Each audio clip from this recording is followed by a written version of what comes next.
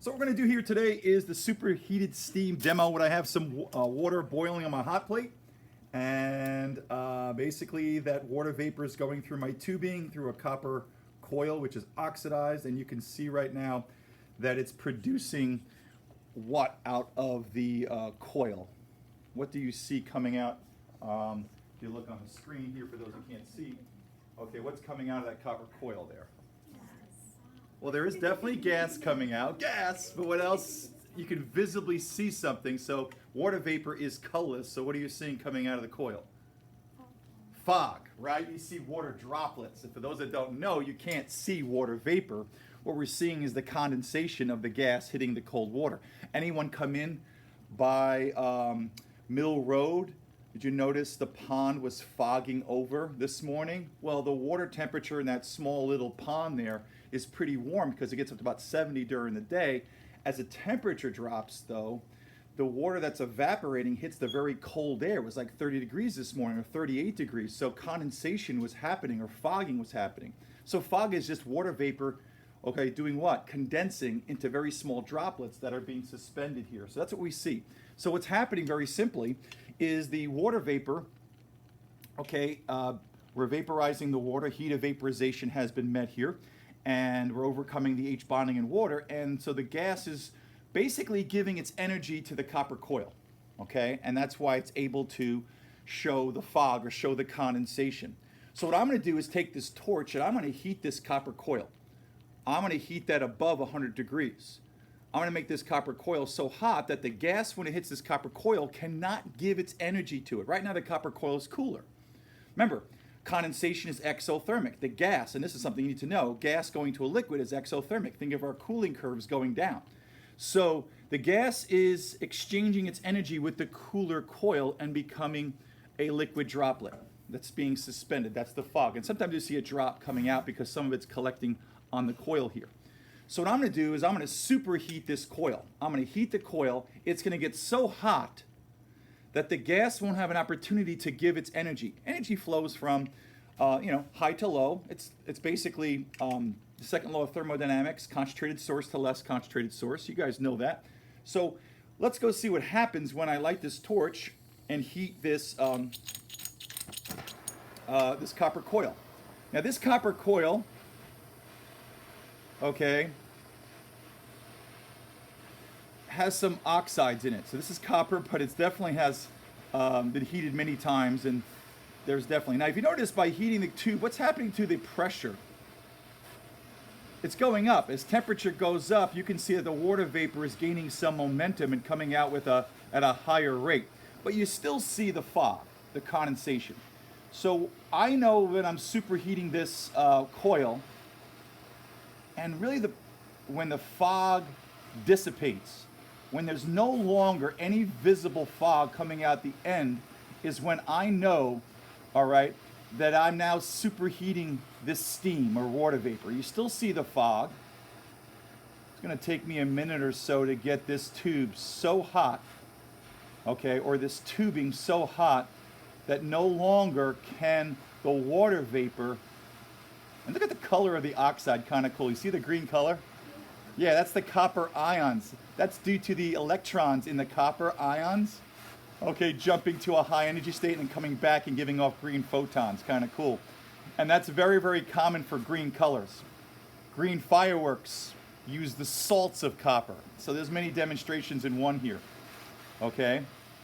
And the patina, or the oxides of copper, are green. So that's kind of cool, all right? But we're still got some what? Still got water droplets or fog coming out, so I'm still not there yet.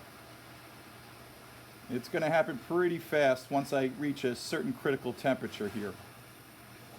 Remember, the whole idea is that I'm preventing the water, gas, the steam, from giving its energy to the tubing. And then I'm going to superheat this gas that's going in this tube so much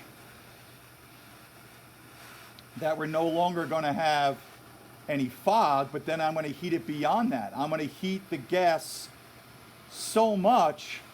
Now what's happening to the amount of fog? It's decreasing, right? Now that's the whole point. I'm trying to heat this tubing copper tubing so much, the gas coming off cannot condense. But I want to do even more than that. I want to take this gas that's in this tubing coming off the water, and I want to heat it beyond 100 degrees. Is there another phase technically above gas? Is there a limit to how hot a gas can be? No. So that's why we call it superheated steam. So what my goal here in this demo is to get this steam, or I should say the water vapor, so hot that I can burn cotton. I want to burn cotton with water. That's what I'm doing here today. That's cool. Actually, it's exothermic, but that's another. Now, I'm still not there yet, but I'm going to get there very quickly. It's this tube that's cooling too fast. The problem with copper, it's a great conductor. So what does that mean? Its heat of, its specific heat, I should say, is what? Very low. Its temperature, it changes temperature very fast, correct? But it also gets cold very quickly. So what's happening to the, do you guys see any more fog? No, so now this tubing is definitely hot enough. Now, it's gonna get cold on me fast, but I'm gonna take a piece of cotton and I need to put it on a, I thought I had some here, yeah. So I'm gonna put it here on a crucible tong, okay? I need to reheat this a little bit. Let's get this warm. So now I got some cotton here. Hi, cotton.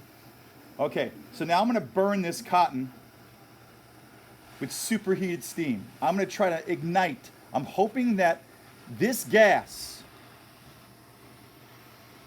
has such high kinetic energy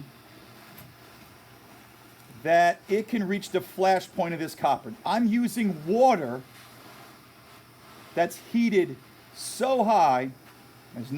You see any fog coming off? No. So I think I've got this superheated right now. This tubing is so hot, this gas coming off is so hot, I think it can ignite cotton. I don't know exactly, but I think I can reach the flash point now. You with me? Okay, here we go. Okay.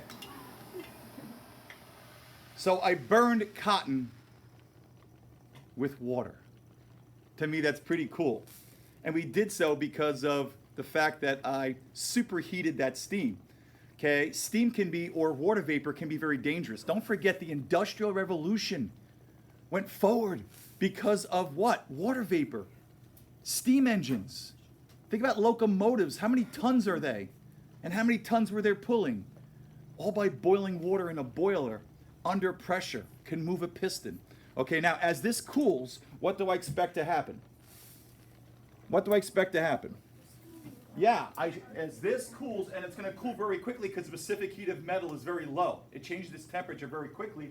Do we see any more steam coming off now?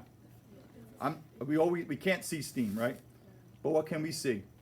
We see fog. This copper tubing is now cool enough, so now that it can do what? Exchange the energy exothermically from the gas to a liquid, and those liquid droplets are there. Hey, thanks for playing.